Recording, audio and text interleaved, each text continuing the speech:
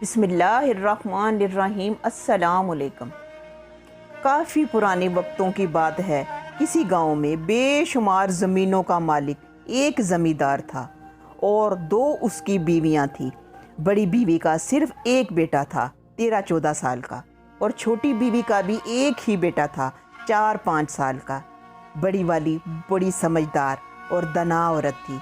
छोटी खूबसूरती में हीरो और अक्ल में ज़ीरो थी, बल्कि वो बहुत ही उल्ट दिमाग की मालिक थी। उसकी सौकन ने उसे जो काम कहना, उसने हमेशा उसका उल्ट काम सर अंजाम देना। अब जो बड़ी थी, छोटी के दिमाग को अच्छी तरह पढ़ चुकी थी। बड़ी को एकदम से अटैक हुआ। वो महसूस करने लगी कि शायद मैं ना बचूं। तो उसने अपनी छोटी सौकन को अपने पास बुलाया और उसे कहने लगी, मेरी ज़िंदगी का कोई पता नहीं, मेरे बाद मेरे बेटे का ख्याल रखना, और जो मैं 3 नसीहतें करूं, इस पर अमल ज़रूर करना। पहली नसीहत मेरी ये है कि स्कूल या दीनी तालीम के लिए सुबह सुबह उठाकर मेरे बेटे की नींद और सुकून ख़राब ना करना, अपने को बेशक उठाना। और दूसरी नसीहत ये है कि मेरे बेटे को सुबह ताज़ी रोटी बना कर देना। ऐसा ना हो कि रात की रोटी पर मक्खन और शक्कर रखकर इसे दे दो। और तीसरी नसीहत ये है कि तुम्हें पता है हमारा शौहर अक्लमंद चौधरी है। पूरे इलाके में किसी ने कोई फैसला करवाना हो तो हमारे डेरे पर परे पंचायत होती है। जब कभी डेरे पर ऐसा सीन हो तो मेरे बेटे को वहाँ नहीं भेजना, काम करवा कर मत मार देते हैं। कुछ दिन बाद बड़ी इंतकाल कर गई। अब ज़ाहिर है उस उल्ट खोपड़ी वाली औरत ने उन तमाम नसीहतों का उल्ट ही करना था।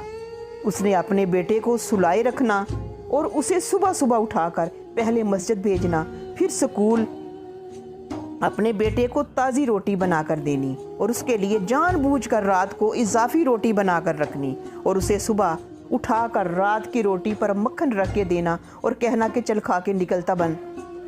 और जब डेरे पर फैसले के लिए लोगों ने इकट्ठे होना, उसने बड़े को कुछ देर पहले ही डेरे की तरफ निकाल देना और खुश भी होना कि जाए करे गुलामियाँ सबकी, मेरा बेटा क्यों जाए, वो मुलाजम है किसी का। उसकी इस हमाकत की, उसकी उल्ट दिमागी का ये नतीजा निकला कि बड़ा पढ़ लिख कर आला तालीम याफ्ता हो गया और छोटा अनपढ़ और जाहिल। बड़ा रात की रोटी और मक्खन खाकर निहायत ताकतवर और तवाना हो गया और छोटा सुस्त और काहिल सा। अब इस दौर में रात की रोटी को सिर्फ कचरा समझा जाता है। उस वक़्त के लोग ये कहते थे कि रात की रोटी मक्खन के साथ खाओ तो जिस्म में घोड़ों जितनी ताकत पैदा होती है।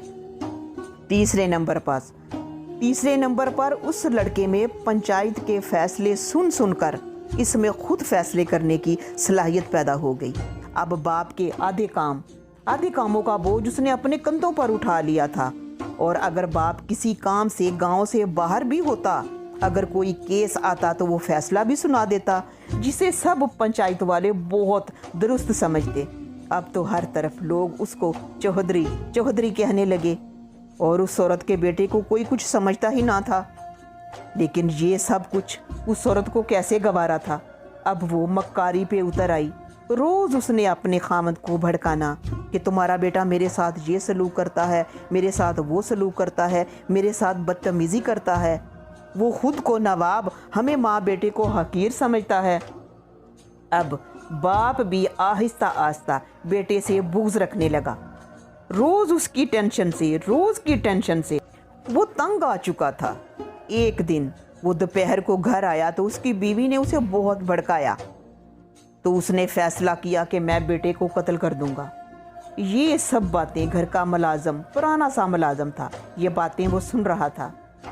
उस चौधरी ने प्लान बनाया कि बेटे को अपने साथ खेत में ले जाऊंगा और उसे कहूँगा कि ये जो खेत में दरख्त है इसको काटना है, और बेटे से कहूँगा कि दरख्त की चारों तरफ से खुदाई करो, और जब खड्डा गहरा हो जाएगा तो बेटे के सर पर वार करके उसे इस खड्डे में गिराकर मिट्टी डाल दूंगा।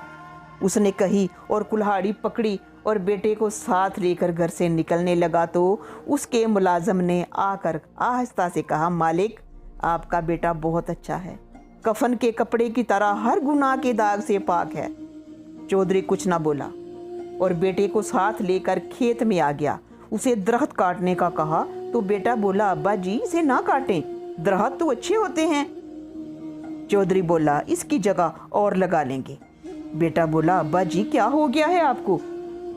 हम काम काज करके थक जाते हैं तो इस घने दरख्त की छांव में आकर बैठते हैं और सुकून महसूस करते हैं। और जो दरख्त आप लगाएंगे वो कब बड़ा होगा और कब इसकी छांव हमें नसीब होगी। अब्बा जी मैं आपको मिसाल देता हूँ, मैं इस दरख्त की तरह बड़ा हूँ। मैंने आपके आधे से ज़्यादा काम संभाल रखे हैं। आप घर में हो या ना हो, आपको पीछे का फिक्र नहीं होता। जिस तरह ये दरख्त हमें सुकून देता है, मेरा वजूद इसी तरह आपके लिए बेफिक्री और सुकून का बाइस है। आप तसव्वुर करें, अगर मुझे खुदा ना करे कुछ हो जाए तो जो छोटा है वो कब और कहाँ जाकर बड़ा होगा और कब आपका बाजू बनेगा, कब आपको सुकून देगा। चौधरी अपने बेटे की बातें सुन रहा था और उसके जहन में उसके मुलाजिम की बातें भी आ रही थीं। चौधरी आगे बढ़ा, अपने बेटे को पकड़कर उसका माथा चूमा और उसे कहने लगा कि ठीक है, नहीं काटते, चलो घर चलते हैं। और जब घर पहुंचे तो उसकी बीवी ने देखा कि ये तो जिंदा सलामत है। उसने चीजें उठा उठा कर फेंकना और लड़ना शुरू कर दिया। चौधरी ने डंडा पकड़ा और उसका जिन उतारना शुरू कर दिया। कहने लगा, जालिम औरत, तू आज मुझसे क्या करवाने लगी थी? मैं तुम्हें जिंदा नहीं छोड़ूंगा। उस लड़के ने और उस मुलाजिम ने उसे छुड़वा दिया।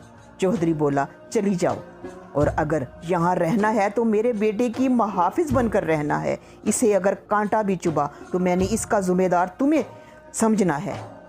अगर आप ऐसी ही इस्लाही वीडियो देखना पसंद करते हैं तो मेरे चैनल को सब्सक्राइब करें।